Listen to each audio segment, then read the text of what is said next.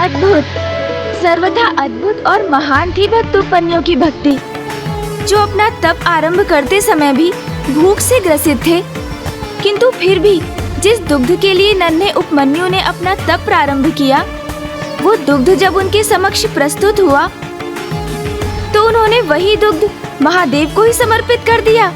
हाँ गौरी पुत्र, प्रलोभन का प्रतिकार कर भक्त उपमन्यु ने त्याग का परिचय दिया, जिसके साथ एक और परीक्षा में सफल हुआ, किंतु अब उसकी अगली परीक्षा का समय निकट था। किसी भी अवस्था में अपने ध्यान को न भटकने देने की परीक्षा, और बालक उपमन्यु की अगली परीक्षा क्या होने वाली थी, इसका विचार मेरे प्रभु भोलेनाथ कर चुके थे। चंद्रदेव,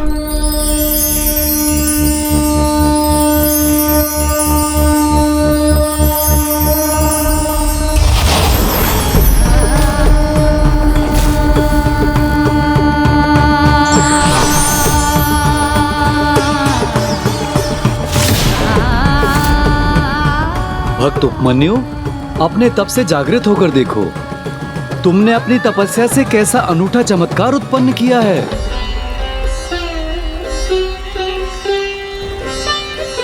अपने तप से जागृत होकर देखो पुत्र उपमन्यु, इधर देखो, मैं चंद्रदेव स्वयं महादेव के प्रतिनिधि के रूप में तुम्हें आशीष देने आया हूँ। प्रणाम चंद्रदेव, मुझे दर्शन देने के लिए आपको अनेकों धन्यवाद। कल्याण हो पुत्र।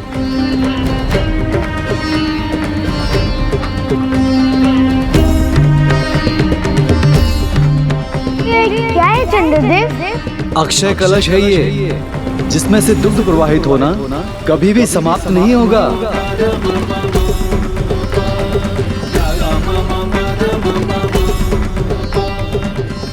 पुत्र, तुम्हारी तपस्या के परिणाम स्वरूप इस अक्षय कलश पर अब तुम्हारा ही अधिकार है। अब जाओ और इसके द्वारा अन्य मनुष्यों की भी सहायता करो। ले जाओ इस दुग्ध से परिपूर्ण कलश को और जगत कल्याण आरंभ करो। ये तो वास्तव में अद्भुत है। मेरी भी यही इच्छा है चंद्रदेव। कितना उत्तम और अद्भुत होगा जब मैं इससे लाचार एवं दुखियारों की सहायता कर सकूंगा। एवं आप तो स्वयं महादेव के ही प्रतिनिधि है, जिनके लिए मैं तपस्या कर रहा हूँ। मेरा प्रयास सफल हो रहा है। इस बालक का ध्यान अपनी पूजा से भटक रहा है।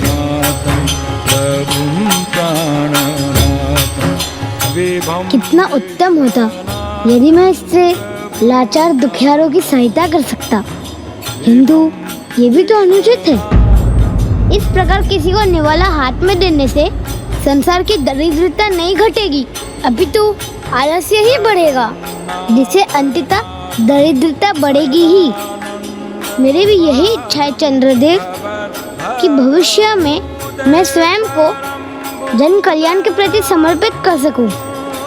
किंतु अभी मेरे संपूर्ण ध्यान, मेरी बुद्धि, मेरी आत्मा मेरे प्रभु शिव पर ही केंद्रित है, और मैं ना तब तक अपने तप से विचलित होऊंगा और ना ही अपने तप स्थल से हटूंगा जब तक मेरे प्रभु मुझे दर्शन न प्रदान कर दे। तब तो तुम इस अक्षय पात्र से वंचित रह जाओगे बालक उपमन्यु। जो मैंने प्राप्ति नहीं किया, मैं उससे वंचित कैसे हो सकता हूँ?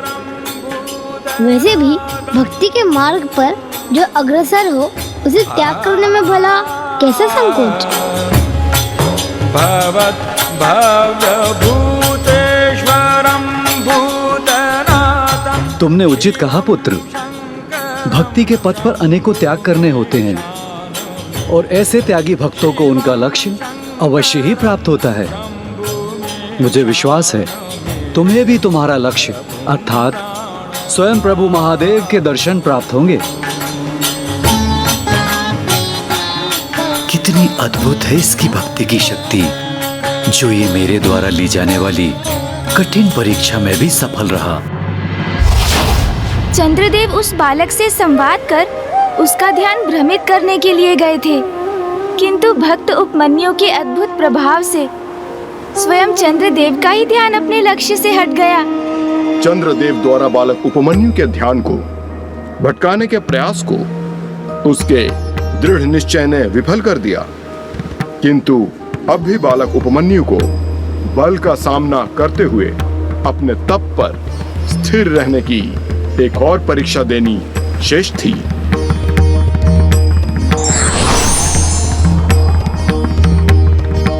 प्रभु, विफलता, प्रलोभन और उसके ध्यान बांटने के प्रयास का तो बालक उपमन्यु ने भली भांति सामना किया, किंतु क्या वो बल से उत्पन्न भय से विचलित हुए बिना रह सकेगा? नंदी जी, आप स्वयं जाके परीक्षण क्यों नहीं कर लेते?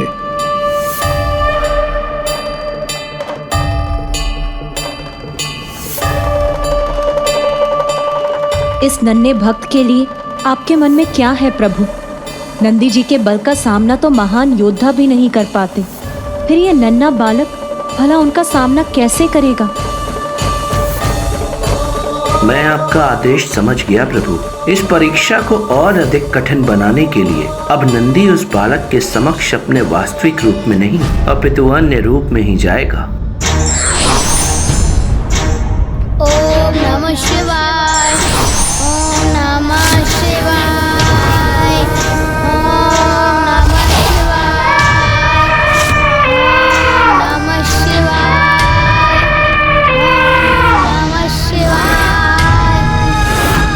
ओम नमः शिवाय, ओम नमः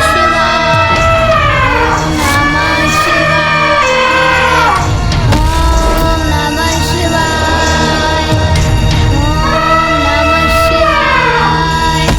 ओम नमः शिवाय, ओम नमः शिवाय, ओम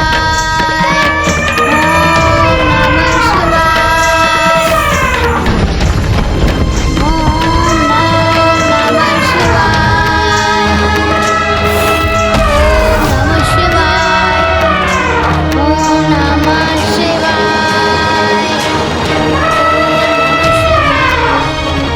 अपने नेत्र खोलो बालक, रोको अपने इस तप को, क्योंकि अब स्वर्गलोक पर तुम्हारी तपोशक्ति का प्रभाव हो रहा है।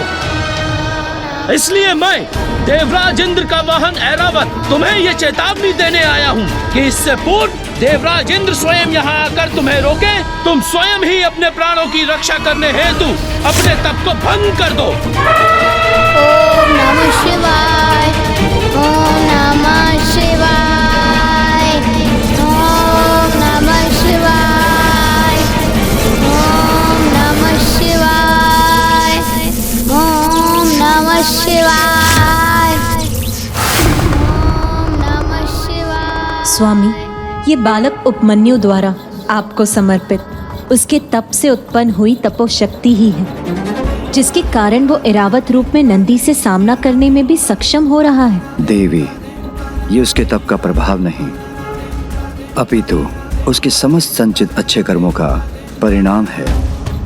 क्योंकि जब मनुष्य बुरे कर्म करता है तो उसके पूर्व जीवन के बुरे कर्म भी उसका पीछा करते हैं, और जब वो सुपथ पर चलता है तो उसके समस्त अच्छे कर्मों का उसे सुफल प्राप्त होता है। उपमन्यु के अच्छे कर्मों से उत्पन्न तेज ही उसे ऐरावत के रूप में नंदी के समक्ष स्थित रहने का सामर्थ्य प्रदान कर रहा है। ओम नमः शिवाय। अब तुम्हारे इस आचरण से स्पष्ट हो गया है बालक कि तुम्हें रोकने के लिए मुझे तुम पर अपने बल का प्रयोग करना ही होगा। ओम नमः शिवाय, ओम नमः शिवाय, ओम नमः शिवाय, ओम नमः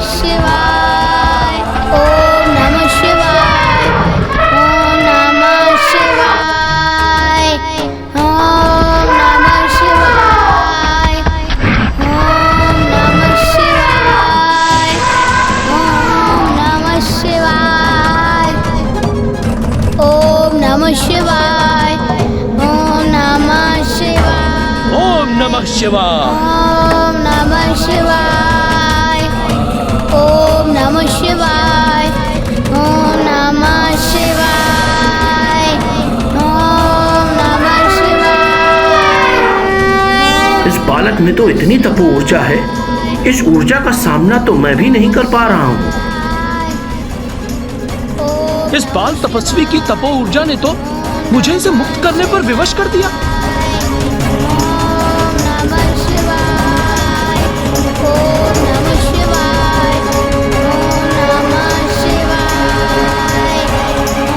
बालक, अपनी तपस्या रोक दोगे तो मेरे स्वामी देवराज इंद्र तुम्हें मनोवांछित वरदान देंगे।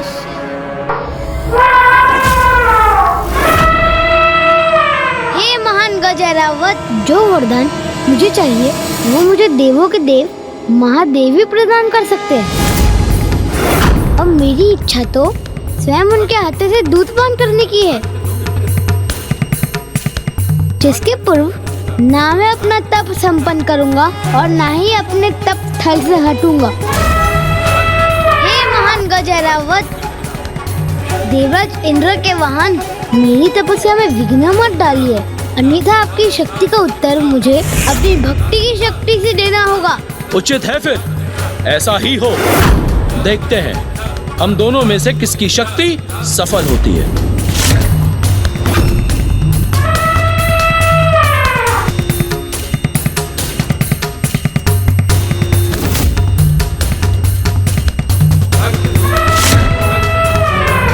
नंदी ऐरावत का रूप धारण कर उस नन्हे बालक तपस्वी पर आक्रमण करने जा रहे थे और वो बाल तपस्वी मात्र दुग्ध के एक पात्र के लिए किसी भी सीमा तक जाने के लिए तत्पर थे।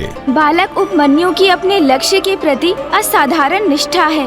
फिर वो लक्ष्य मात्र दुग्ध का एक साधारण पात्र प्राप्त करने का ही क्यों ना हो, उसे प्राप्त करने हेतु वो तो सभी कष्टों और परीक्षाओं का सामना करने के लिए भी तत्पर है। जो लक्ष्य के प्रति बालक उपमन्यु की अटूट निष्ठा का सर्वोच्च उदाहरण है। किंतु कभी कभी ऐसी निष्ठा और दृढ़ता संकट भी उत्पन्न कर सकते हैं गौरीपुत्र। ओम नमः शिवाय। ओम नमः शिवाय। ओम नमः शिवाय। ओम नमः शिवाय। ओम नमः शिवाय।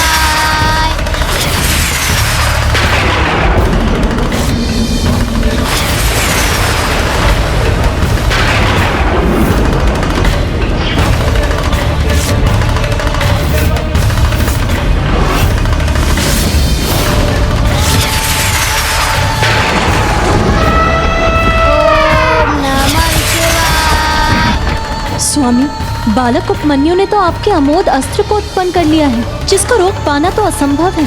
इस वार के बाढ़ से तो कोई भी सुरक्षित नहीं, फिर नंदी जी इससे अपनी सुरक्षा कैसे करेंगे स्वामी?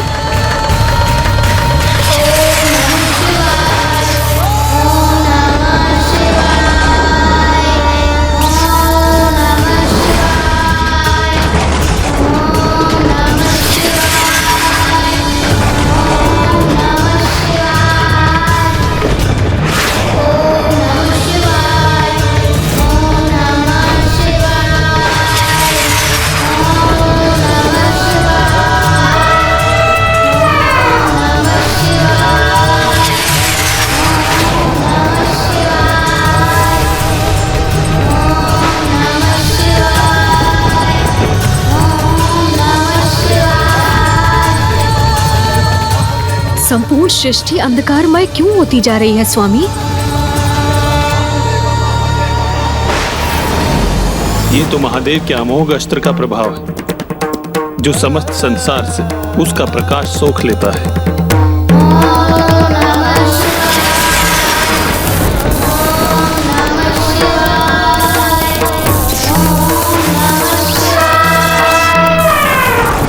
तब तो शीघ्र यदि इसे रोका न गया ना, तो समस्त संसार अपने प्रकाश से वंचित हो जाएगा।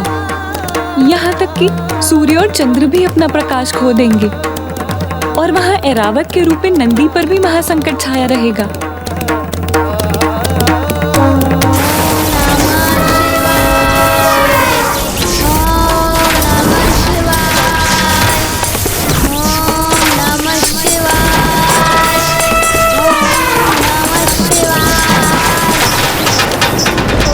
स्वामी, क्या इस अमोघ अस्त्र को रोकने का कोई उपाय नहीं?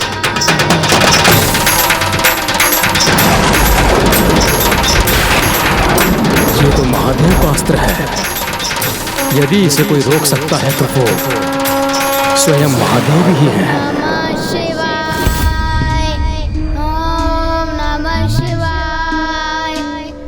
स्वामी, अब आपके हस्तक्षेप का समय आ गया है। हाँ देवी, ऐरावत के रूप में नंदी की रक्षा एवं बालक उपमन्यु की अंतिम परीक्षा लेने हेतु मुझे देवराज इंद्र का रूप धारण कर वहां प्रकट होना ही होगा। तब तो मैं भी देवी इंद्रानी अर्थात देवी शची के रूप में आपके साथ चलूंगी स्वामी।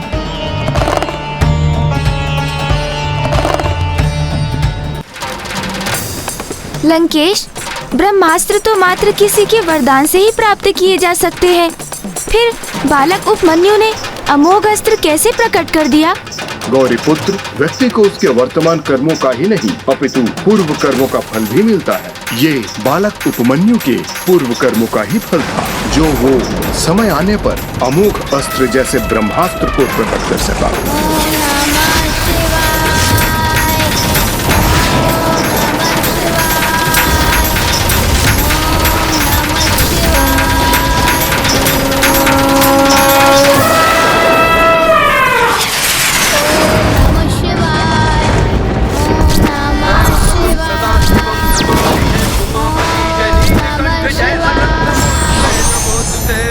नेत्र खोलो उपमन्यु।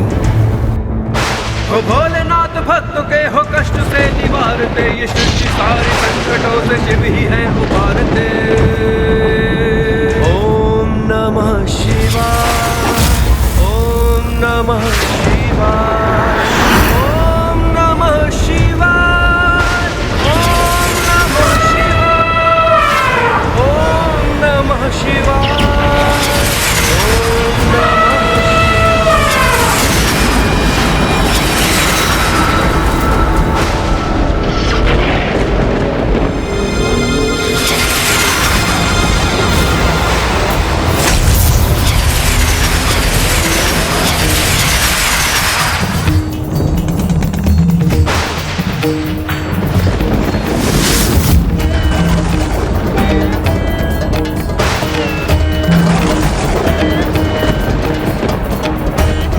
उचित समय पर प्रकट होकर मेरी रक्षा करने हेतु आपको मेरा शत शत नमन प्रभु।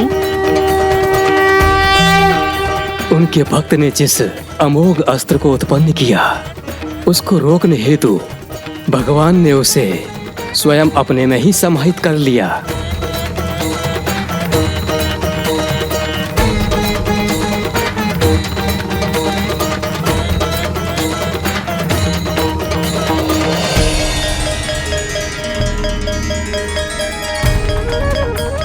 बालक, एक और तो तुम्हारे तप की ऊर्जा समस्त देवताओं को कष्ट पहुंचा रही है, और दूसरी ओर तुम इतने विनाशक अस्त्रों का प्रयोग कर रहे हो जिनसे समस्त सृष्टि का विनाश हो सकता है। ये उचित नहीं। किंतु मैं देवराज इंद्र तुम्हें एक चेतावनी देने के साथ मेरी आराधना करने का एक और अवसर प्रदान करता हूं, जिसके परिणाम स्वरूप मैं तुम पर अपनी दया की कृपा अवश्य करूंगा। देवराज इंद्र, मैं आपके प्रति अव्यवहारिक कर्म करने का इच्छुक नहीं हूँ, किंतु आज कोई भी देवता मुझे मेरे प्रभु की तपस्या करने से, मुझे मेरे तप के पथ से और तप स्थल से दूर करने में सफल नहीं हो सकता। मैं अवश्य अपने प्रभु महादेव की तपस्या संपन्न कर उनके हाथों से दूध पान करने का दिव्य सुख अवश्य प्राप्त करूंगा। यह और कुछ नहीं, तुम्हारी उद्दंडता है, जिसका फल वरदान नहीं मात्र भीषण दंड है।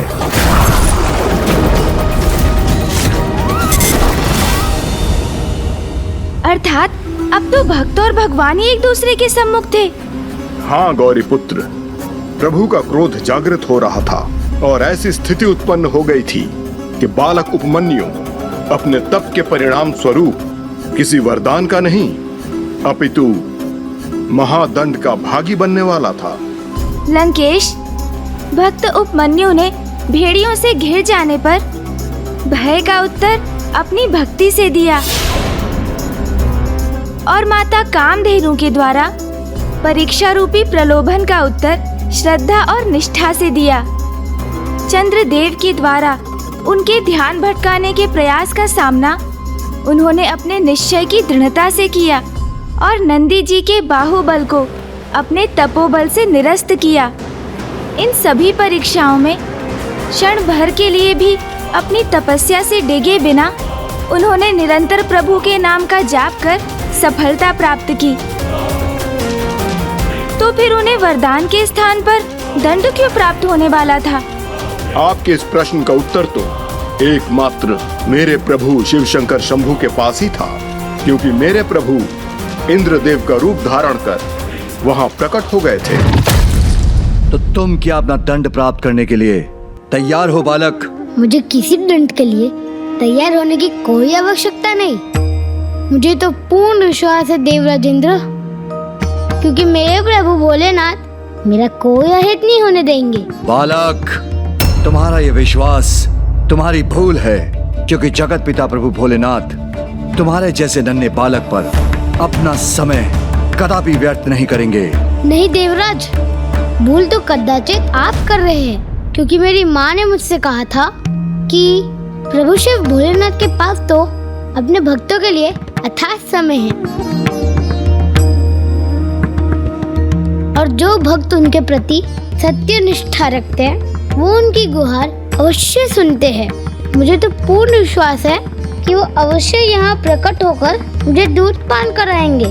कदाचित तुमने भोलेनाथ को कुछ अधिक ही भोला समझ लिया है बालक, और अब तुम उनके भोलेपन का लाभ उठाना चाहते हो। अपनी तपस्या के परिणाम स्वरूप उनसे कोई महान वरदान प्राप्त करने की लालसा है तुम्हें। देवराज, मैं उनसे कोई अनुचित लाभ उठाने नहीं आया हूँ। मेरा तब तो मात्र उन्हें प्रसन्न करने के लिए है। और जहाँ तक दूध पान का प्रश्न है, इतना तो एक पुत्र अपने पिता से अवश्य मांग सकता है।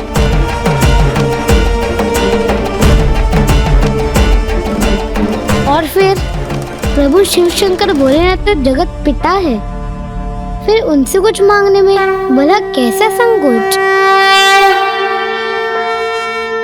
इतनी छोटी आयु में कितना अद्भुत विवेक है बालक उपमन्यु का। प्रभु के प्रति इस बालक की भक्ति देखकर तो मैं भी धन्य हो गया। तो अब प्रभु इस बालक की परीक्षा कैसे लेंगे?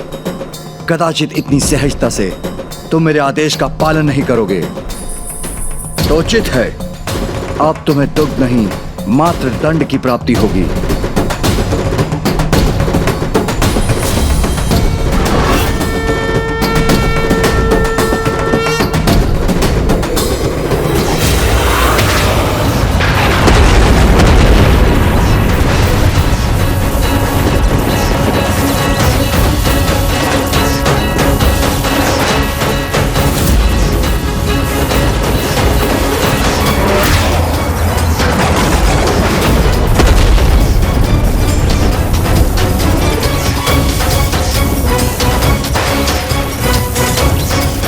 भीषण विद्युत तरंगों का ऐसा भयावह प्रहार है ये।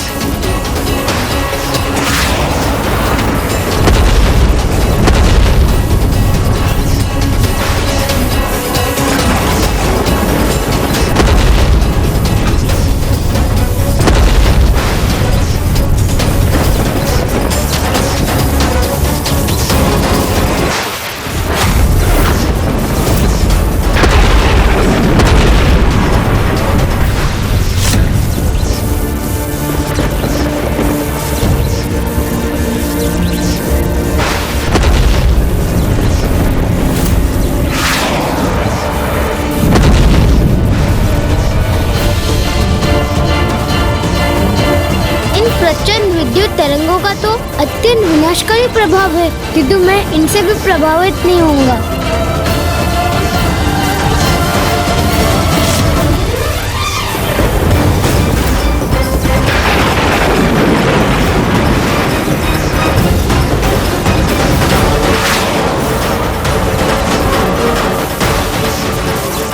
विद्युत तरंगों के भयंकर प्रभाव से भयभीत होकर मैं अपनी तपस्या कदापि भंग नहीं करूंगा।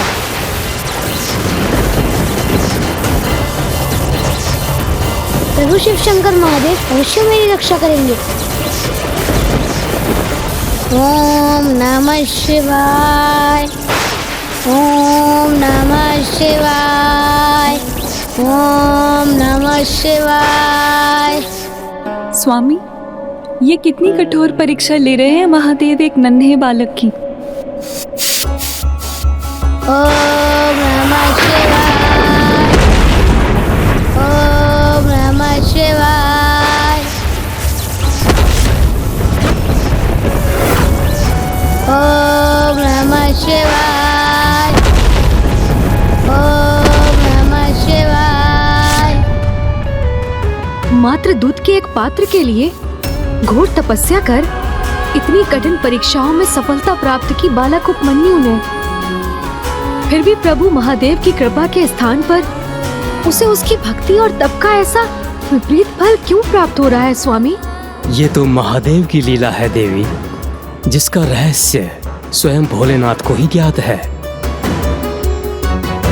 ओम नमः शिवाय। कदाचित अब तुम्हें अपने विनाश के आगमन का स्पष्ट संकेत दिखाई दे गया होगा बालक। ओम नमः शिवाय, ओम नमः शिवाय, ओम नमः शिवाय। अभी भी समय है पुत्र। पुत्र, अपना हट त्याग दो और मेरे स्वामी के साथ उनके संयोगी और वाहन महान गज एरावत से क्षमा याचना कर लो तो संभव है पुत्र कि वो तुम्हें दंडित करने के स्थान पर तुम्हें पर्याप्त दुख प्रदान कर यहाँ से लौटने की अनुमति प्रदान कर दें। हे माता, आपके नेत्रों से मेरे प्रति मेरी माँ के समान ही करुणा झलक रही है। आप मेरे लिए अत्यंत चिंतित हैं, किंतु माता उसका तो कोई कारण नहीं। मुझे तो तनिक भी क्षति नहीं पहुँचेगी, क्योंकि मेरे प्रभु भोलेनाथ स्वयं मेरे सहायक बनेंगे, मेरी रक्षा करेंगे।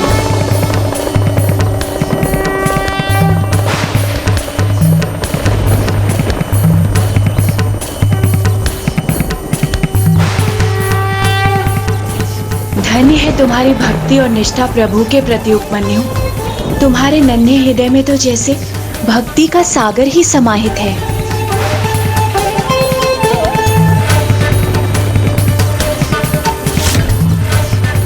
किंतु प्रभु तो कदाचित अभी इस बालक की और प्रतीक्षा लेने के इच्छुक है।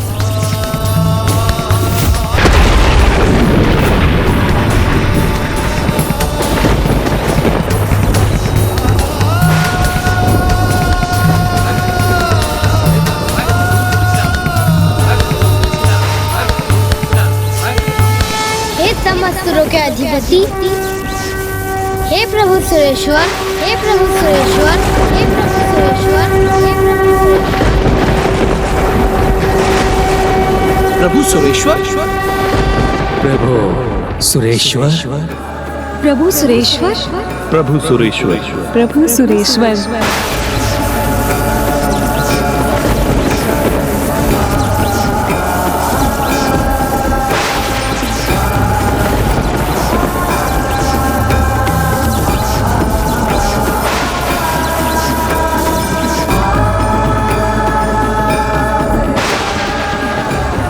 इस बाल तपस्वी उपमन्यु ने प्रभु महादेव के इस रूप को कितना अद्भुत नाम दिया है।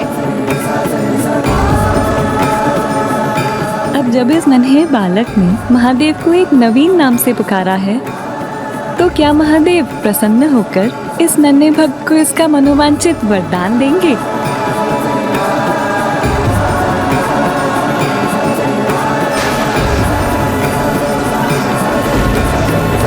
हे प्रभु सुरेश्वर, मैं आपसे और आपके सहयोगी, आपके वाहन महान गज एरावत जी से क्षमा मांगने के लिए प्रस्तुत हूँ।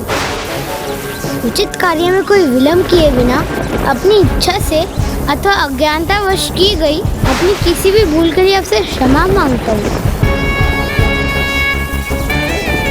तो अंततः इस बालक ने अपने जीवन पर छाए महासंकट से भयभीत होकर अपने घुटने टेक ही दिए।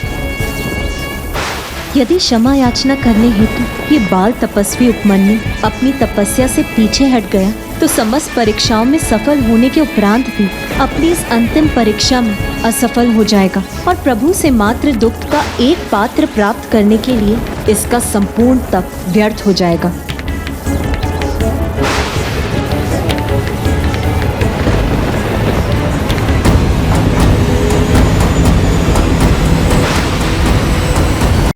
बहुत बड़े अज्ञानी हो तुम। कदाचित ये भी ज्ञात नहीं है तुम्हें कि लौ कवच तो योद्धा को कुछ ही अस्त्रों से रक्षा करने में सक्षम होता। व्यक्ति के अच्छे कर्मों से बेहतर कोई कवच नहीं होता और बुरे कर्म उसके हर कवच को क्षीण कर देते हैं।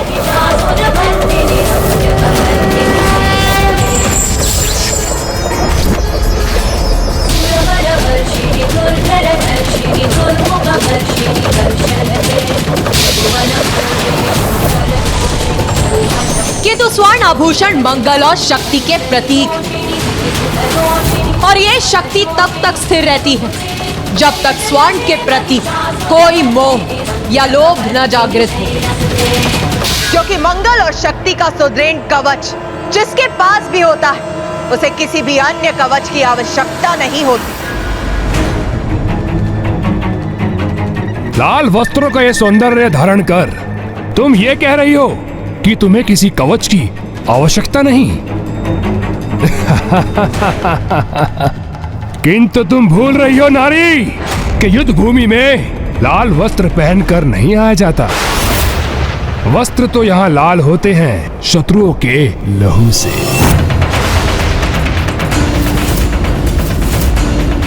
अब ये दुष्ट अपने सर्वनाश के मुख में प्रवेश करने वाला ही है, क्योंकि इसके पाप का घट अब भरकर छलकने ही वाला है, जो इसे मृत्यु की ओर अग्रसर करेगा। जिस लाल रंग का तुम उपहास कर रहे हो वही लाल रंग क्रियाशीलता, सृजनात्मकता का प्रतीक। वही लाल रंग जन, सुख और समृद्धि का कारक। तो वही लाल रंग मृत्यु का भी कारक। आरंभ और अंत दोनों लाल रंग से ही होते हैं। इसीलिए तुम चिंता मत करो, क्योंकि मेरे लाल वस्त्र अभी और भी लाल होंगे तुम्हारे लहू से, जब मैं तुम्हारा संहार करूं। एक बार पुनः समझाता हूँ तुम्हें, क्रियाशील होकर युद्ध में लहू बहाने की बात करना एक तुच्छ नारी के मुख से शोभा नहीं देता, क्योंकि तुम नारियों की तो मात्र एक जीवा ही क्रियाशील होती है परस्पर कलह के लिए। अब अधर्मी दुर्गमासुर का पाप कलश पूर्ण रूप से भर चुका है।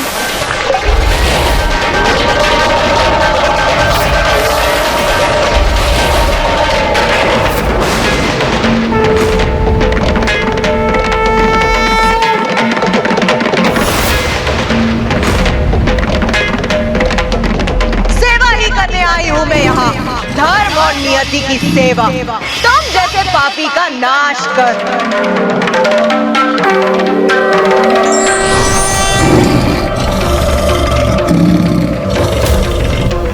व्यर्थ में ही प्रतीक्षा कर रहा था। मुझे पूर्व में ही तुम्हारा वध कर देना चाहिए था। तुम्हारा वध! तुम्हारा वध!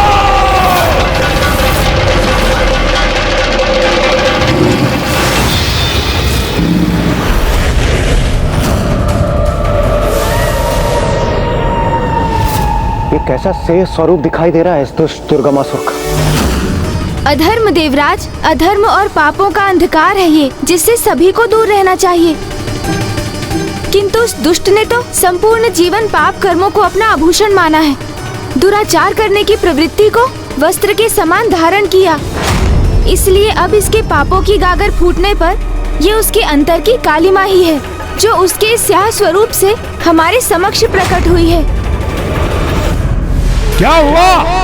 प्रतीत होता है मेरे वास्तविक शक्तिशाली स्वरूप के दर्शन पाकर स्तब्ध रह गई ना?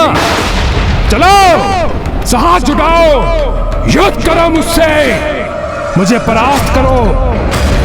और यदि ऐसा करने में असमर्थ हो तो जाओ, लौट जाओ अपनी दुर्बल देव सेना को साथ लेकर जो युद्ध करने के स्थान पर तुम्हारे पीछे एकमात्र मूक दर्शक बन के खड़े हैं।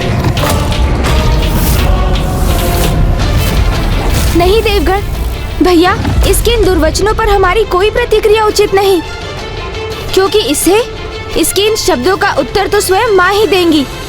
गणेश, सर्वशक्तिशाली हूँ मैं, स्वीकार करो। ये आत्मविश्वास नहीं, पाप है तुम्हारा, जो तुम्हारे शीश पर, तुम्हारी बुद्धि पर छाकर तुम्हें ऐसे दुर्वचन कहने पर प्रेरित कर रहा है। और मुझे तो इसी समय की प्रतीक्षा थी, क्योंकि अब मैं तुम्हें तुम्हारे प्रत्येक पाप का दंड दूंगी। जिस नारी को तुमने तुझ समझा, तुझ पुकारा, वही अब तुम्हारी मृत्यु बनेगी। मृत्यु का भय नहीं है मुझे, क्योंकि मृत्यु पे तो विजय प्राप्त कर चुका हूं मैं। इसलिए अब मेरी जीवा नहीं, अभी तू मेरे अस्त्र संवाद करेंगे तुमसे। मृत्यु अस्त्र!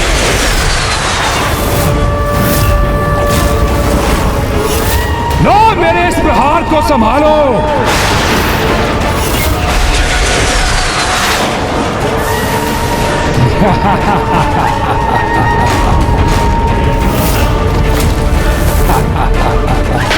मेरे मृत्यु अस्त्र का अत्यंत विषैला धूम्र मृत्यु प्रदान करेगा तुम्हें, और यही है तुम्हारी नियत।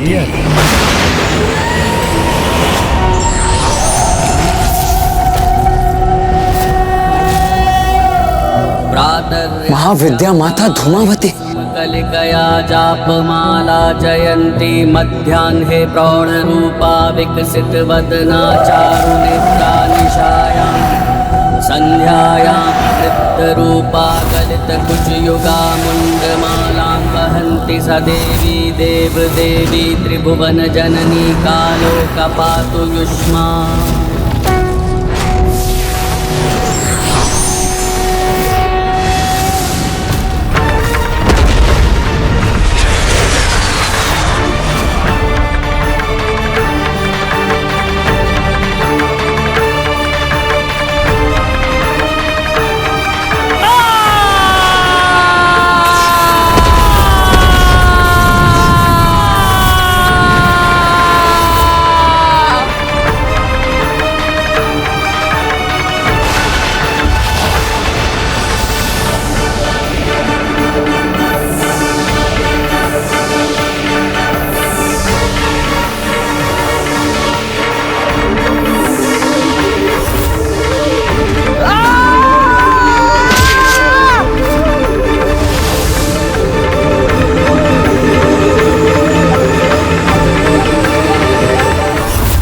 कैसा भयंकर दृश्य प्रकट हुआ है मेरे समक्ष। ये सत्य नहीं हो सकता।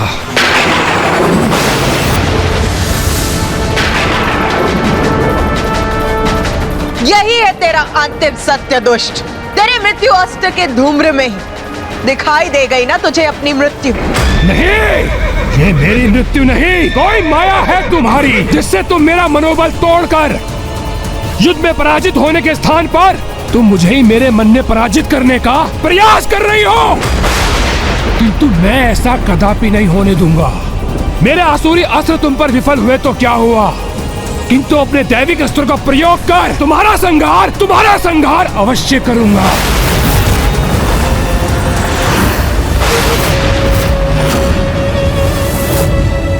वायु अस्त्र, अग्नियास्त्र,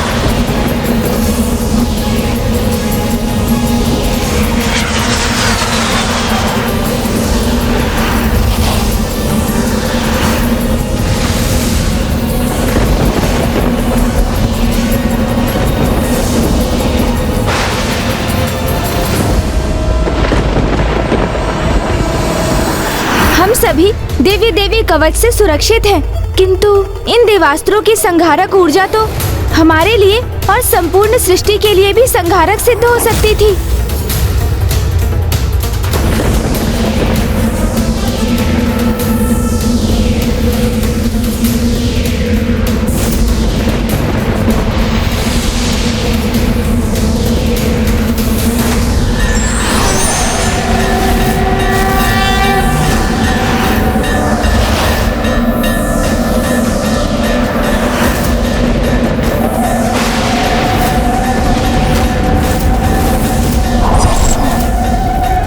ज्वाला देवी अर्थात अग्नि और ताप की देवी। माता काली तो ऊर्जा के समस्त स्रोतों की नियंत्रक है।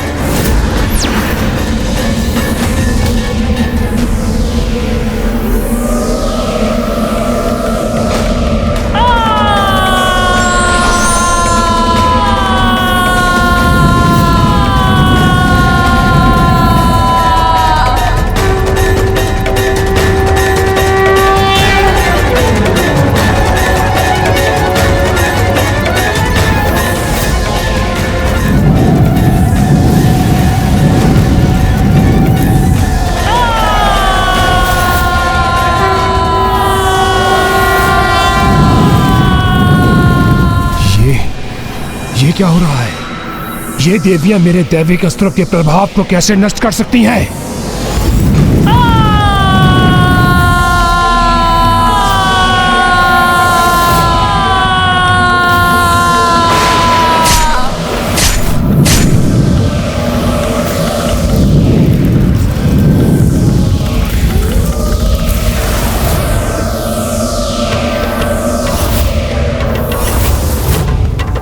ये तो माता ज्वाला ही है, जो अग्नि अस्त्र को अपने उदर में समाहित कर उसे शांत कर सकती है। और माता काली वायु अस्त्र से उत्पन्न बवंडर को चीरकर आगे बढ़ने में सक्षम है। दुष्ट असुर, ये दैविक अस्त्र तेरे जैसे दुष्ट द्वारा प्रयोग किए जाने के लिए नहीं है।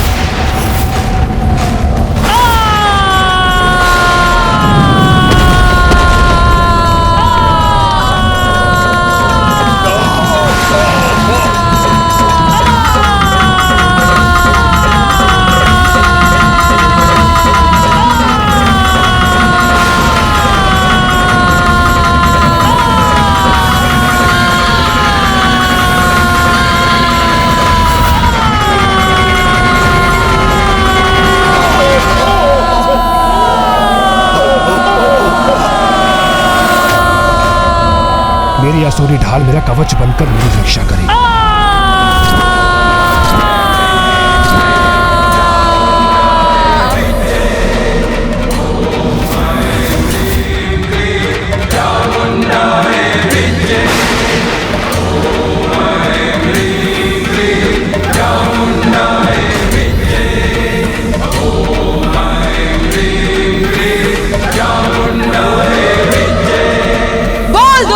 तेरा अंतिम सत्य अर्थात तेरी मृत्यु के दर्शन हुए तुझे।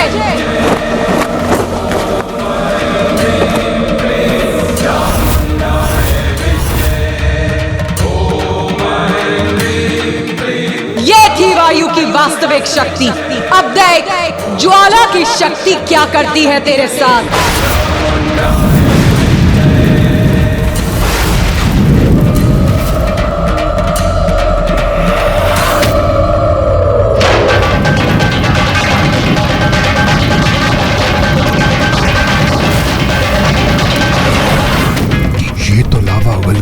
उसे मेरी ओर प्रवाहित कर रही है। इसके ताप को शांत करना होगा मुझे।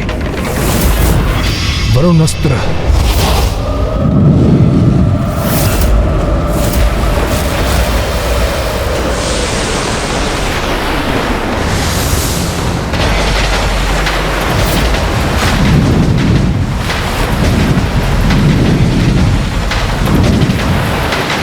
माता से युद्ध करने के लिए वो अधर्मी दुर्गमासुर वैदिक अस्त्रों का प्रयोग कर रहा है। पहले उसने वायु और अग्नि अस्त्र का प्रयोग किया, अब वो दुष्ट लावा से रक्षित होने के लिए वरुणास्त्र का प्रयोग कर रहा है।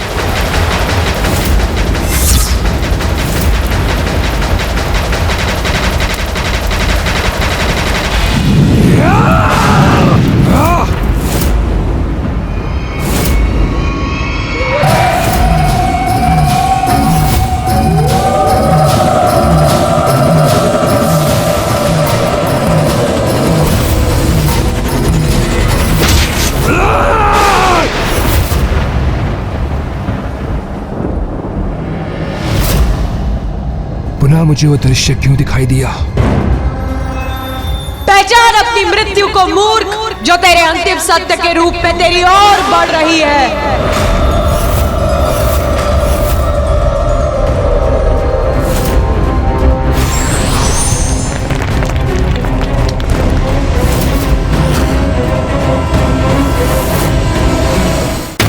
तुम्हारा काल अपना मुख खोले, तुम तक पहुंचने ही वाला है। इसका आभास हुआ तुम्हें दुर्गमासुर? नहीं, असंभव है मेरी मृत्यु।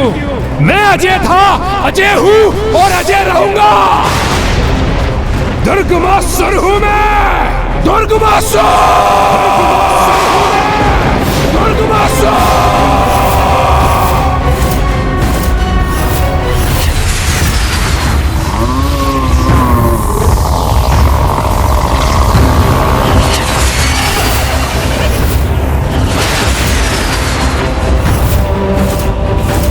मेरे एक तो अस्त्रों से सुरक्षित होगी तुम देवी, किंतु मेरे समस्त दैविक अस्त्रों के प्रहार से स्वयं को नहीं बचा सकोगी। तामसिक माता के 94 करोड़ अनुष्ठान का ही प्रतिफल है मेरे ये वैदिक अस्त्र, जो अब इस तुच्छ नारी के संहार में सहायक सिद्ध होंगे।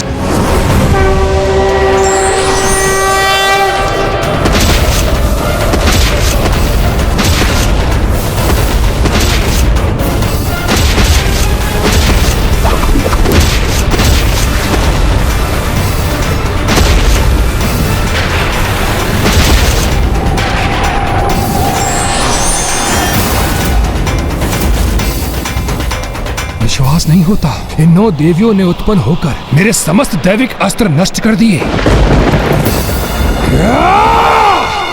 तुम्हारा वध तो मैं अवश्य करूंगा, अपने दैविक अस्त्रों से नहीं तो अपने असुरी अस्त्रों से तुम्हारा वध अवश्य करूंगा मैं देवी, अवश्य करूंगा।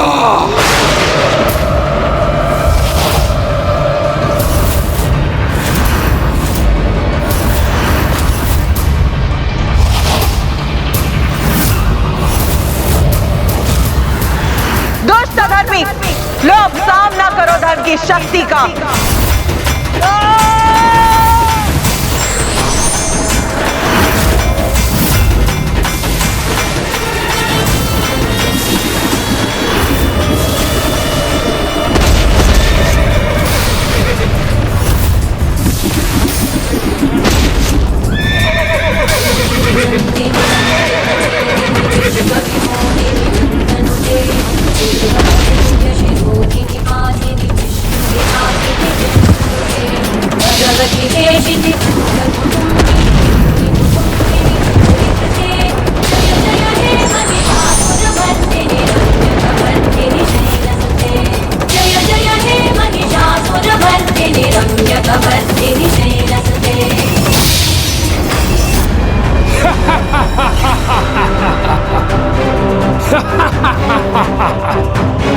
अजय हूं मैं, ये देवी एक तुच्छ नारी मेरा वध कदापि नहीं कर सकती। दुर्गमासुर हूं मैं, दुर्गमासुर हूं मैं।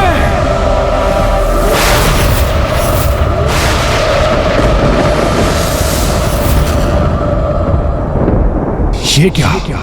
मेरा शीश मेरे तन से विलग होकर नीचे गिरा हुआ है। क्या दोष? अपनी मृत्यु दिखाई दी तुम्हें?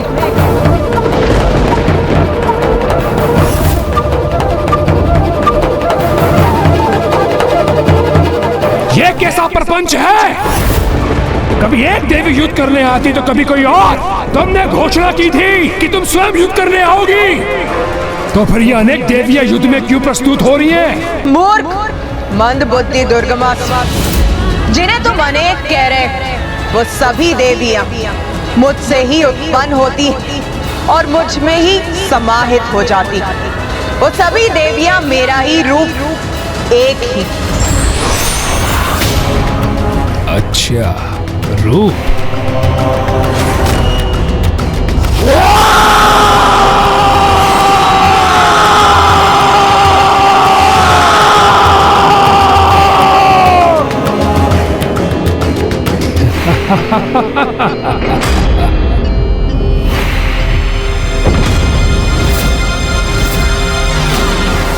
मंद बुद्धि मैं नहीं, अपितु तुम हो देवी, जिसे ये भ्रम है कि तुम दुर्गमासुर की मृत्यु बनोगी। स्मरण करो मैंने क्या कहा था, दुर्गमासुर की मृत्यु दुर्गम ही नहीं अपितु असंभव भी है।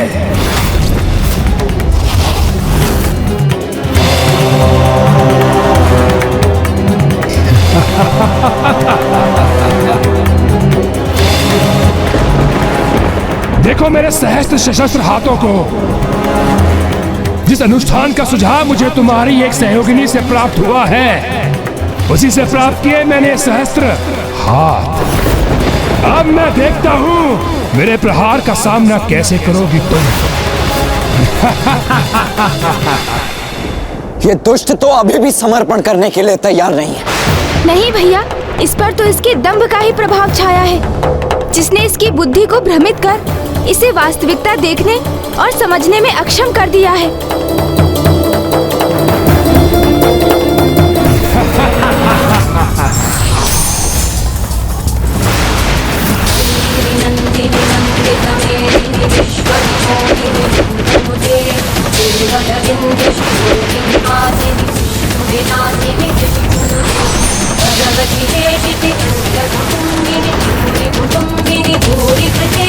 जय जय हे महिषासुरमर्दिनी रम्यकपर्दिनी शैलसुते। जय जय हे महिषासुरमर्दिनी रम्यकपर्दिनी शैलसुते।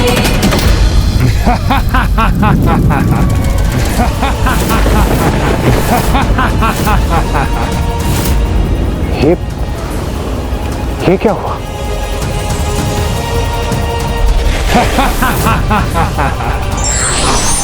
तुम कोई भी रूप धारण कर लो, मेरे अंगों को क्षति नहीं पहुंचा पाओगी। तुम्हारा कोई भी छल युक्त वार सफल नहीं होगा मुझ पर, नहीं होगा। ये क्या, माता के किसी भी बाण का प्रभाव इस दुर्गमासुर पर क्यों नहीं हुआ? ये कैसे हुआ? कैसे संभव है ये? इससे तो मैं भी अचंभित हूँ, ये कैसे संभव हुआ? देखा देवी, देखा मेरी अजय शक्ति का प्रदर्शन। स्वयं को देवी आदिशक्ति पुकारने वाली, ये तो उचित है कि तुम्हारे प्रत्यक्षदर्शी तुम्हारे साथ है। जो तुम्हारा विनाश देख उसकी गाथा गाएंगे, संसार को बताएंगे कि वो तुम्हें पूजने की भूल करते थे, क्योंकि तुम कोई महाशक्ति नहीं, अभी तो एक मात्र तुच्छ नारी हो। मैं दुर्गमासुर, ब्रह्मांड के सारे देवी देवताओं को पराजित करने वाला दुर्गमासुर, तुमसे भी कहीं अधिक शक्तिशाली हूं मैं। महाशक्तिशाली, महाज्ञानी, महापराक्रमी दुर्गमासुर हूं मैं।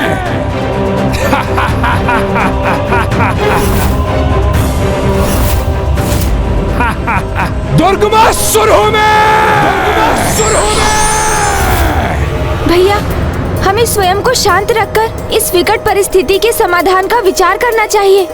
भैया, अभी भी कुछ अवश्य है जो इस दुष्ट की सुरक्षा कर रहा है।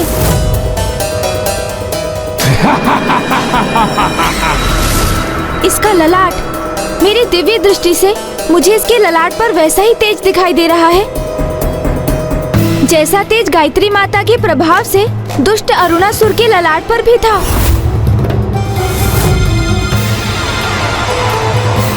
इसके भीतर भी ज्ञान संचित है, किंतु ये कैसे संभव है? ज्ञान की देवी वेद माता का हरण किया था इसने,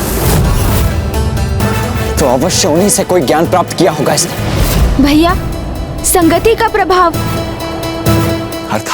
अर्थात ये भैया कि जैसे आप मेरी संगति में रहने के कारण इतने चतुर हो गए हैं कि आपने अपनी चतुराई से इसका रहस्य ज्ञात कर लिया, उसी प्रकार अवश्य वेद माता की संगति ही इसकी रक्षा का कारण बन रही है। उनके सानिध्य के कारण ही इसमें वेद का ज्ञान संचित हुआ है। वेद का ज्ञान? हाँ देवराज, इसलिए तो कहा जाता है कि अच्छी संगति में रहने का बहुत लाभ होता है, जिसका प्रत्यक्ष प्रमाण है ये दुष्ट असुर, जिसने ना चाहते हुए भी अच्छी संगति से ज्ञान तो अर्जित किया, किंतु उसका उपयोग ना कर सका, और तब भी वही ज्ञान इसकी रक्षा कर रहा है। माता को तो सब ज्ञात है मुझे तो उनका ध्यान इस ओर आकृष्ट करने का माध्यम भर बनना है, जिसका एक ही उपाय है, उस मंत्र का उच्चारण जिसमें समस्त वेदों का सार निहित है।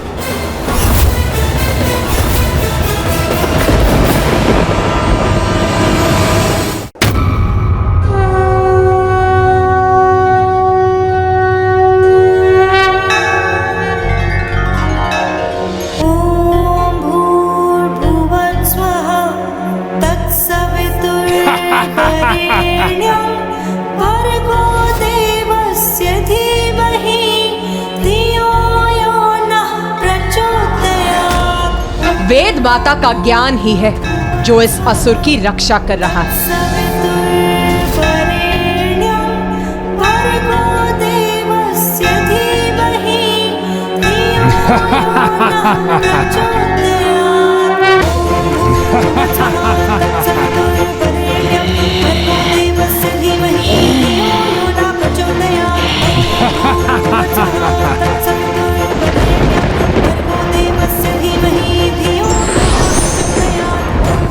ओह, एक और अस्त्र।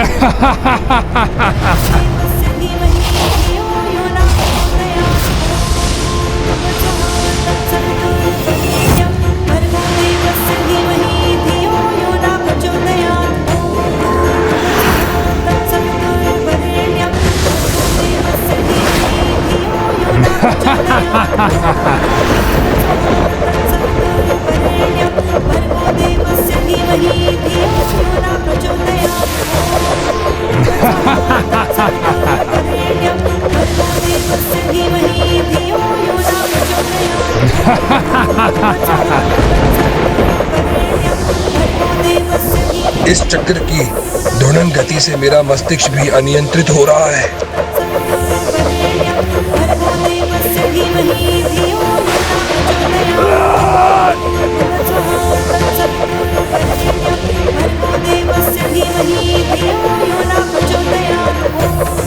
ये कैसी पीड़ा का आभास हो रहा है मुझे।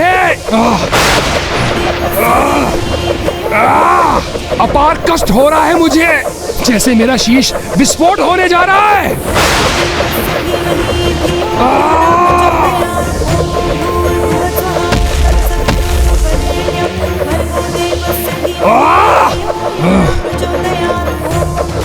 मेरे कर्ण से रक्त प्रवाहित हो रहा है।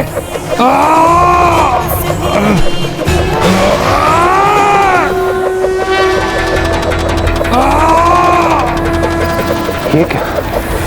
इस पापी दुर्गमासुर के शीश से ये उजला प्रकाश कैसे प्रकट हो रहा है? यही वो ज्ञान है देवराज, जो इसे सुसंगति से दान में प्राप्त हुआ था। चारों वेदों का ज्ञान।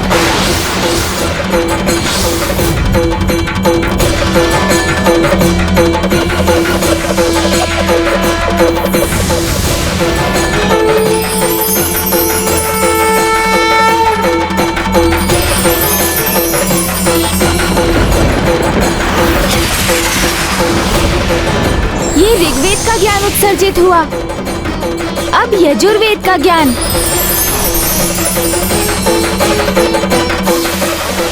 तत्पश्चात सामवेद का ज्ञान और अब अंततः अथर्ववेद का ज्ञान भी उत्सर्जित हो गया उसके मस्तिष्क से।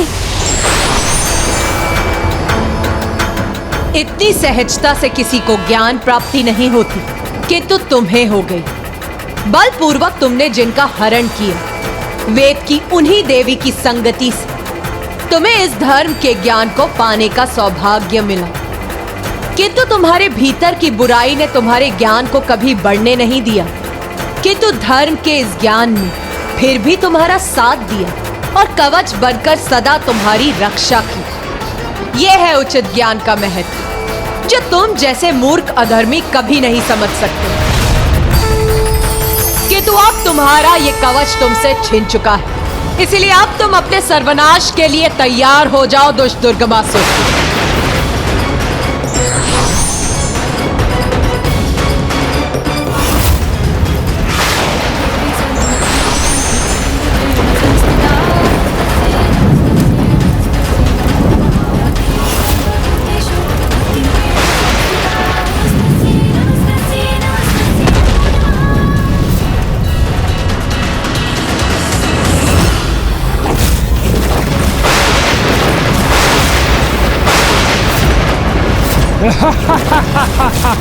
क्या तुम वास्तव में मान बैठी थी कि मेरी शक्ति का आधार वेद का ज्ञान था? नहीं देवी नहीं, अपने अनुष्ठान से शक्ति प्राप्त की है मैंने। 94 करोड़ वही अनुष्ठान देवी जो तुम्हारा पुत्र गणेश भी संपन्न होने से नहीं रोक सका था। क्यों देवी? सत्य कह रहा हूं ना मैं, सत्य। अपना विवश करूंगा मैं तामसिक माता को, और जो आज खोया है उसे पुनः प्राप्त करूंगा मैं।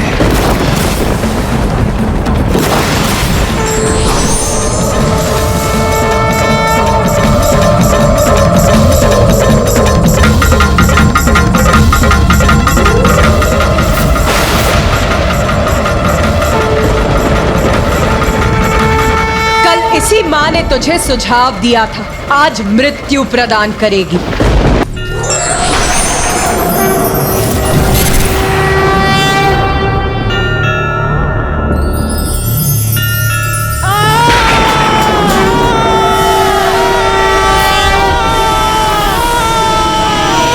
कल इसी माँ ने तुझे सुझाव दिया था, आज मृत्यु प्रदान करेगी।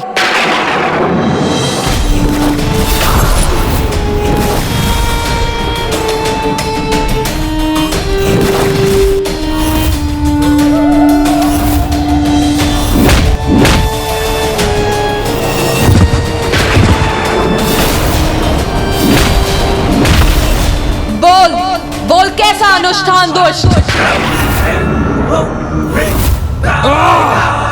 माता, अजय हूँ माता मैं। आपके कहने पर 94 करोड़ बार अनुष्ठान किया था मैंने।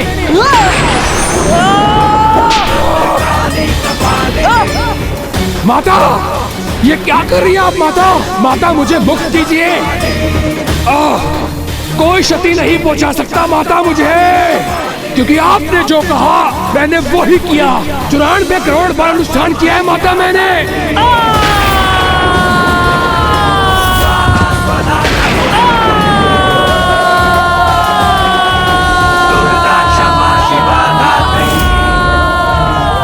ये क्या कर रही हैं आप माता?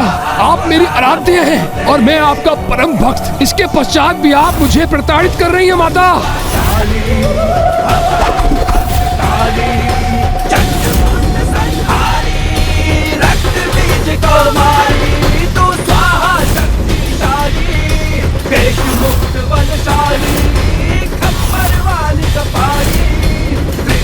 माता, ये पुनः इस गुफा में क्यों लेकर आई आप मुझे? कैसा अनुष्ठान संपन्न किया है तूने दुष्ट? बोल बोल, उत्तर दे। वही माता जो आपने कहा था। 94 करोड़ बार की पूजा अनुष्ठान की है मैंने, और ये हिमलम साक्षी है मेरे उस पूर्ण हुए अनुष्ठान के।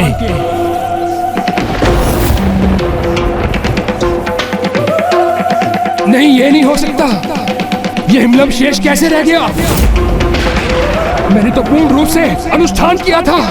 हाँ दुष्ट, चल अब वहां चल जहां तेरी नियति तेरी प्रतीक्षा कर रही है। चल। कैसा अनुष्ठान पूर्ण किया था तूने दुष्ट? 94 करोड़ बार पूर्ण नहीं कर सका था तू, और तुझे तेरे अनुष्ठान अपूर्ण रहने का कारण ज्ञात है।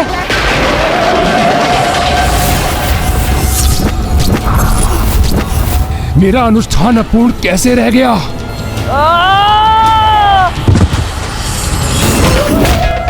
क्योंकि तू ये भूल गया था मूर्ख कि किसी भी पूजा में सर्वप्रथम पूज्य गणेश जी की पूजा अनिवार्य है। सर्वप्रथम पूज्य गणेश जी की पूजा अनिवार्य है, तभी वो पूजा सफल होती है। किसी भी शुभ कार्य के प्रारंभ से पूर्व की जाने वाली पूजा में सर्वप्रथम विघ्नहर्ता गणेश की पूजा अनिवार्य होगी। जो कार्य प्रथम पूज्य गणेश की अर्चना से प्रारंभ होगा वो अवश्य पूर्ण होगा। किंतु तूने तो उनका स्मरण भी नहीं किया मूर्ख। और नागों की प्रार्थना सुन, वो तुझसे नागों की रक्षा के लिए तेरी पूजा के लिए विघ्नकर्ता बने और तेरा अनुष्ठान असफल किया।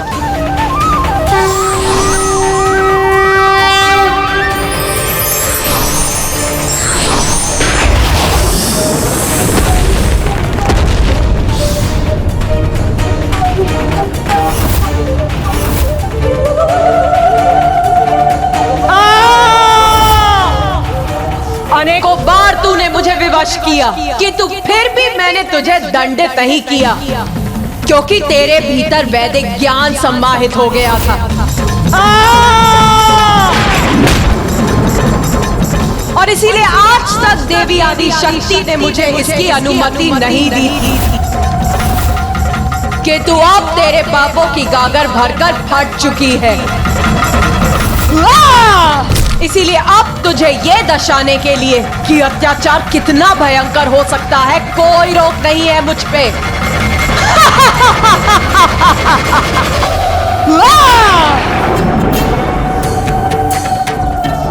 बहुत समझाया था तुझे।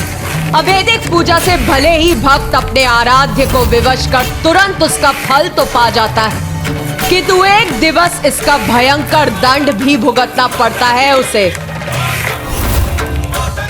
आज तुझे ज्ञात होगा कि किसी को विवश कर किसी से सहायता मांगने का कैसा भयावह दुष्ट परिणाम होता है।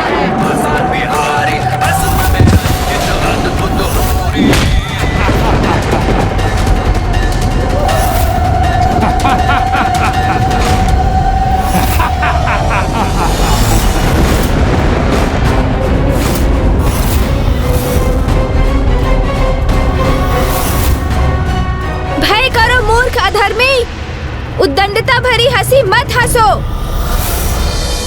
क्यों अपने अंत को और कष्टदायी बना रहे हो तुम? ये मेरा कष्टदायी अंत नहीं, ये तो तुम्हारी देवी की सफलता रूपी कष्ट से भरी पराजय है।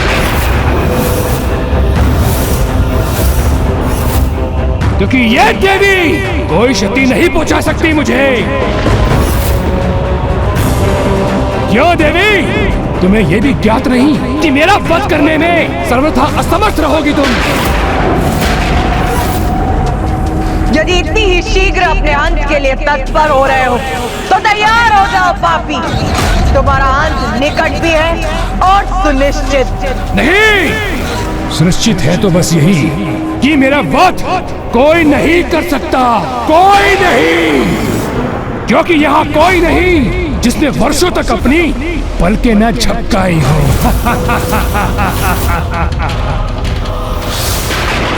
आप मुझे ये वरदान दीजिए कि मेरी मृत्यु एक स्त्री के हाथों से ही हो, किंतु वो ऐसी स्त्री हो जिसने वर्षों तक अपनी पलकें न झपकाई हो। जैसी तुम्हारी इच्छा वत्स। तथास्तु, तथास्तु।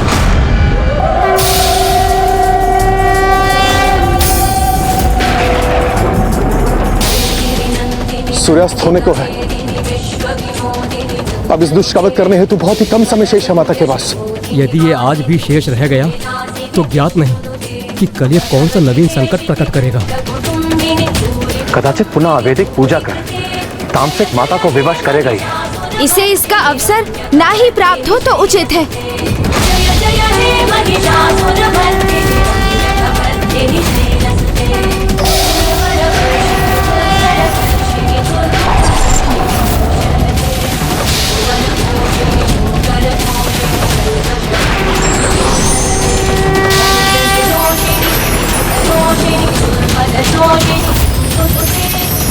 ये भयंकर प्रकाश कैसा है जिसे देखना भी मेरे लिए दुभर हो रहा है।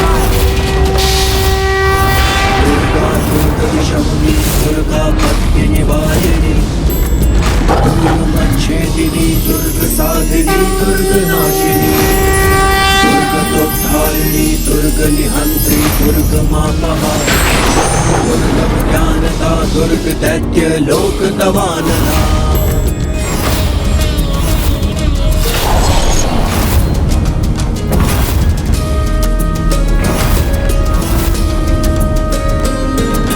दुर्गमा दुर्गमा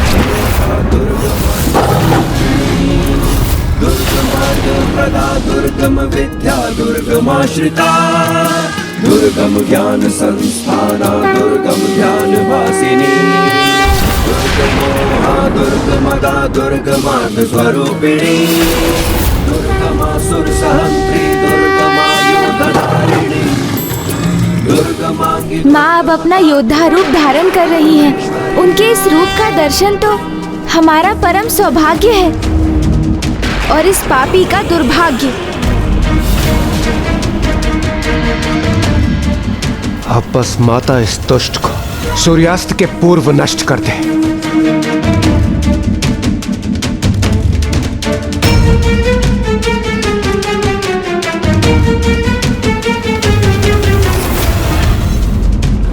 कुछ क्षण और व्यर्थ करने में सफल हो गया और मैं पुनः सुरक्षित हो जाऊंगा।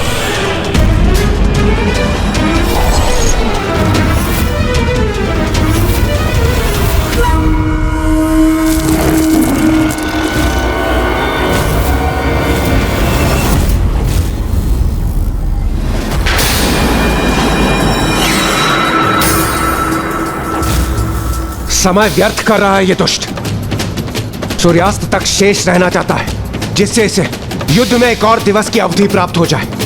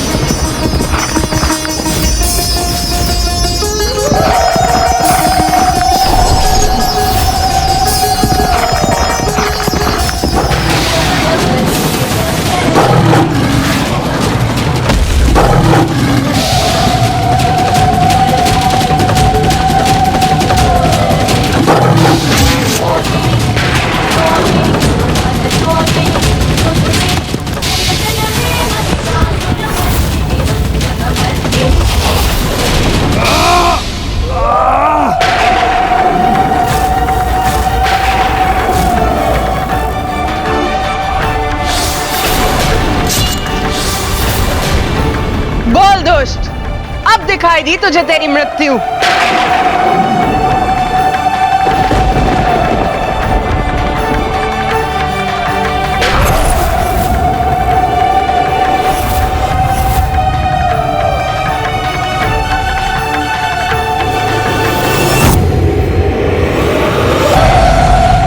बस किसी प्रकार आज का सूर्यास्त देख लूं मैं।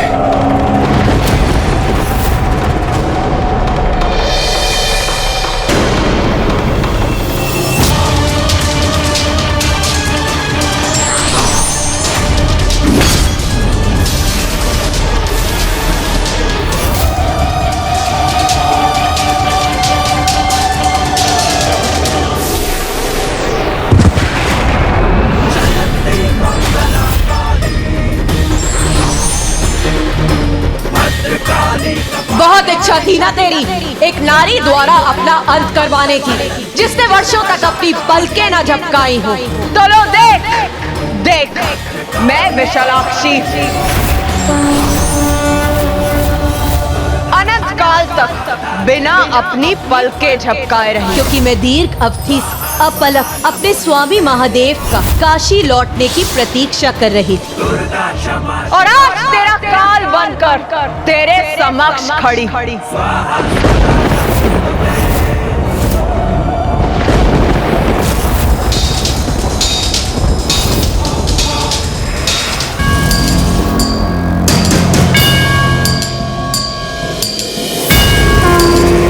माँ विशालाक्षी ने तो कभी अपनी पलकें नहीं झपकी। आज उन्हीं के हाथ उस दुष्ट की पलकें सदा सदा के लिए निस्पंद पड़ जाएंगी, बंद हो जाएंगी। देख दुर्गमासुर, देख मुझे दुर्गा रूप धारण कर तेरे समक्ष प्रस्तुत हूँ मैं।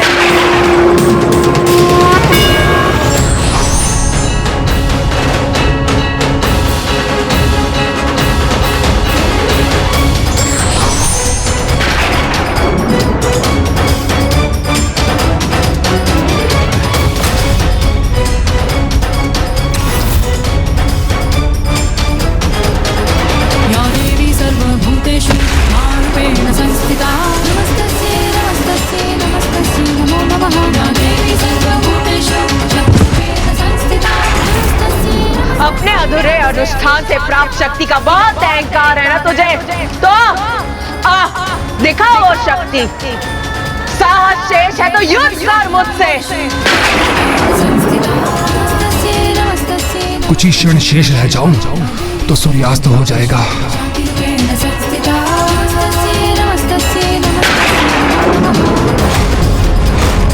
मुझे ज्ञात है ये दुष्ट अवश्य पुनः समय गंवाने के लिए कुछ करने ही वाला है।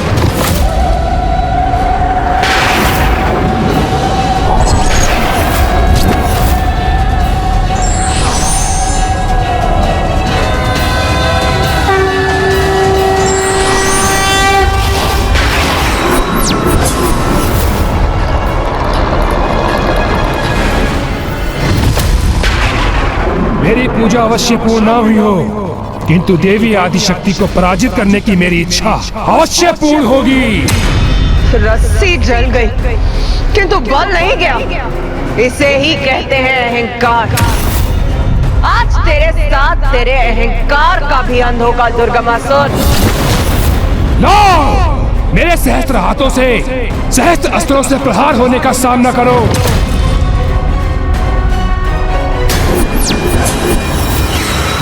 ना देवी, मेरे सहस्त्र हाथ तुम्हें सहस्त्र भागों में छत विशत करेंगे।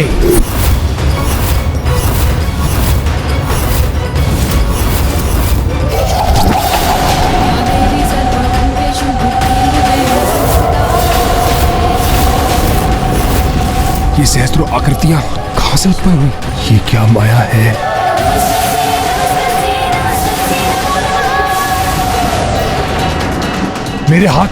मेरे हाथों को अपना भोजन बना लिया इन दुष्टाओं ने।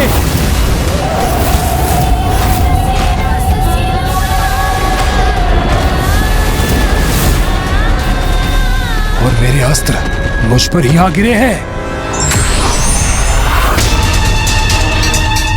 अब अपनी पराजय स्वीकार करेगा ये दुष्ट।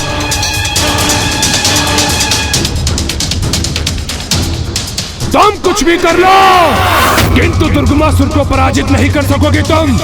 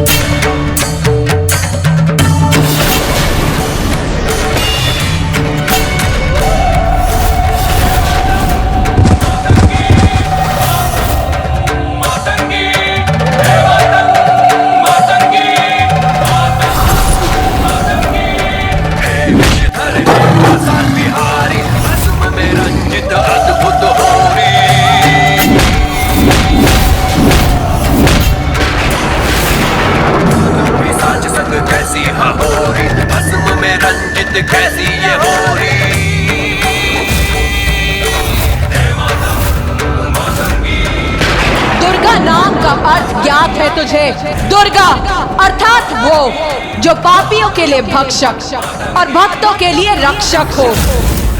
दुर्गा अर्थात वो जो दुर्गम से दुर्गम कार्य को पल भर में पूर्ण करे। दुर्गा अर्थात वो जो दुर्गम से दुर्गम दुष्टता का विनाश कर शांति, समृद्धि और धर्म की सत्ता स्थापित करे। दुर्गा अर्थात वो जो पांचों ज्ञानेंद्रियों और पांचों कामेंद्रियों से उत्पन्न पाप विकारों के आभेद में फंसी आत्माओं को मुक्त कराए। और आज ये दुर्गा दुर्गमासुर का अंत कर उसकी आत्मा को पापमय जीवन से मुक्त करेगी। तो तुच्छ नारी पुकारता रहा ना जिसे, आज वही नारी तेरे अंत के उपरांत दुर्गा नाम से विख्यात होगी।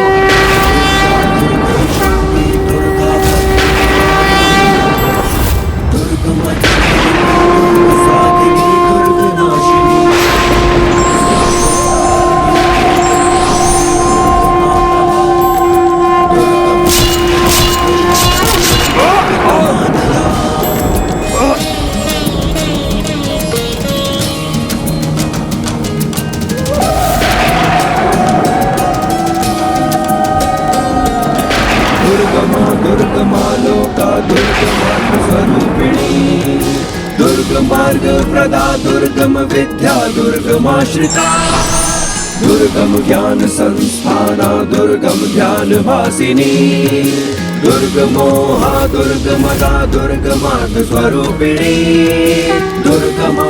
देवी की घोषणा के अनुसार उनका ये रूप देवी दुर्गा के नाम से विख्यात होगा। वो देवी दुर्गा जो किसी भी दुर्गम कार्य को सुगम कर दे। जय मां दुर्गा, जय जय जय जय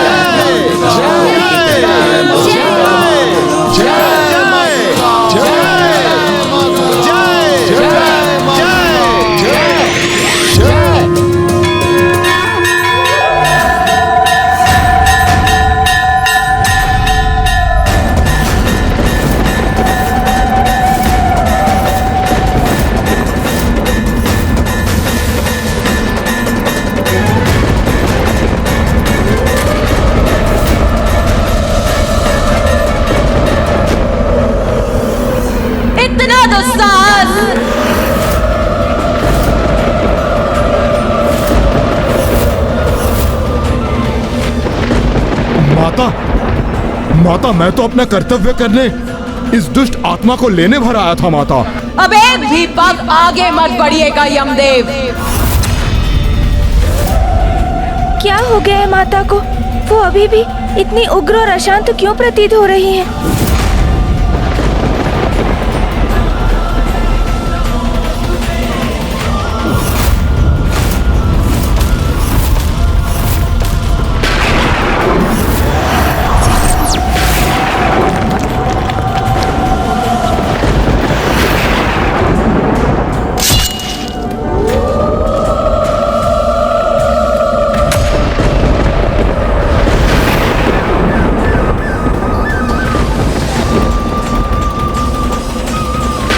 मां का क्रोध तो बढ़ता ही जा रहा है।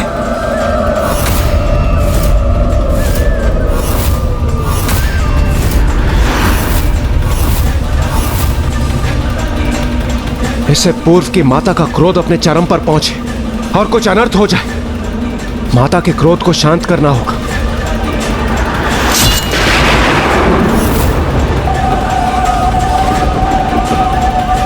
माता, शांत हो जाइए माता, हमारी प्रार्थना सुन लीजिए, अपने क्रोध को शांत कीजिए माता। अब तो यह दुष्ट आपके पैरों तले है, विनाश हो चुका है उसका, इसलिए अपना क्रोध शांत कीजिए माता। माता, हमारी प्रार्थना सुनिए माता, शांत हो जाइए।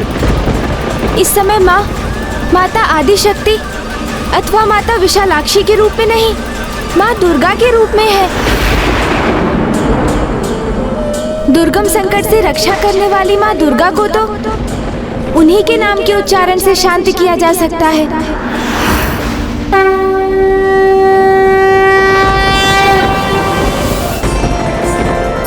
दुर्गा दुर्गति शमनी दुर्गपदिनी हारिणी मच्छदिनी दुर्ग साधिनी दुर्गनाशिनी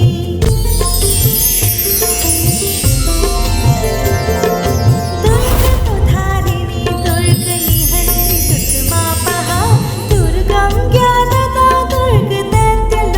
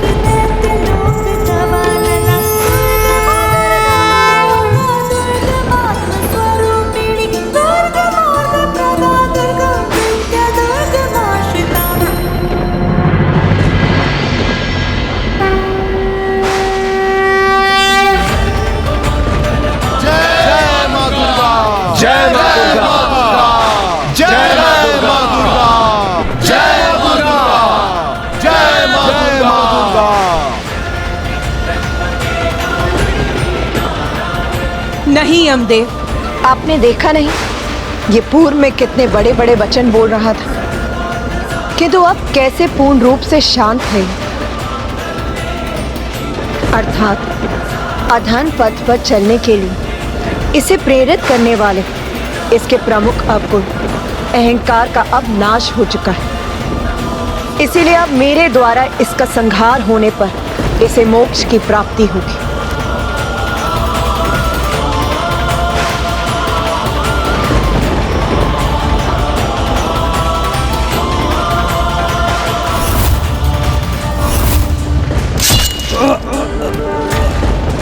जय मां दुर्गा।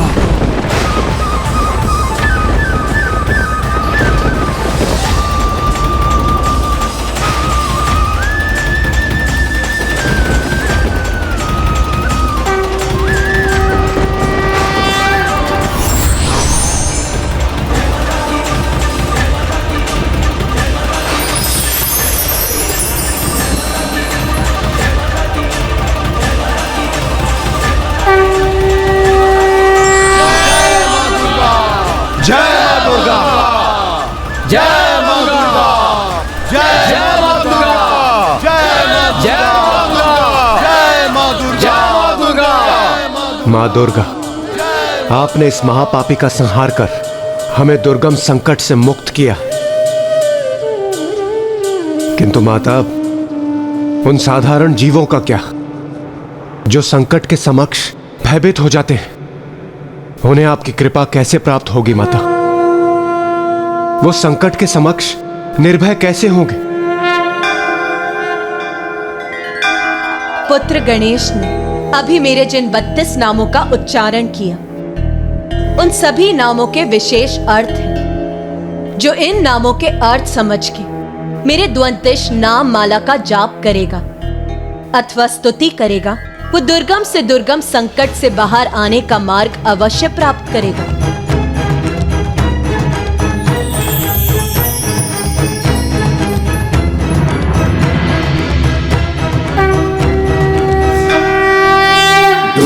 दुर्गति शमनी दुर्गा पत्ति निवारिणी, दुर्गमच्छेदिनी दुर्ग साधिनी दुर्ग नाशिनी, दुर्गतोद्धारिणी दुर्ग निहंत्री दुर्ग मापहा, दुर्गम ज्ञानदा दुर्ग दैत्य लोक दवानला।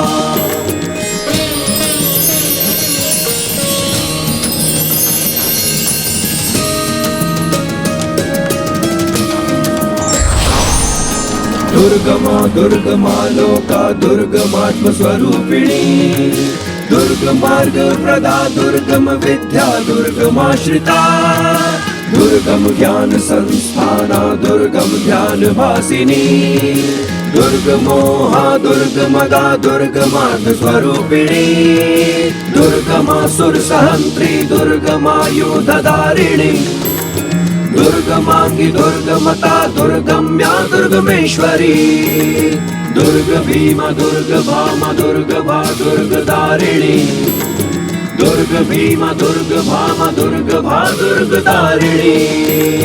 नामावली माम्यस्तु दुर्गाया मम मानवः, अहेय सर्वभयानः मुक्तो भविष्यति न संशयः।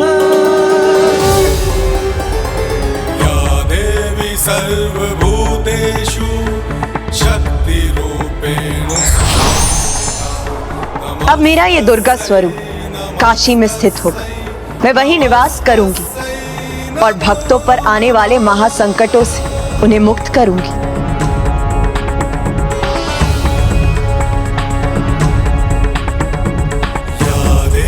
सर्वभूतेषु दया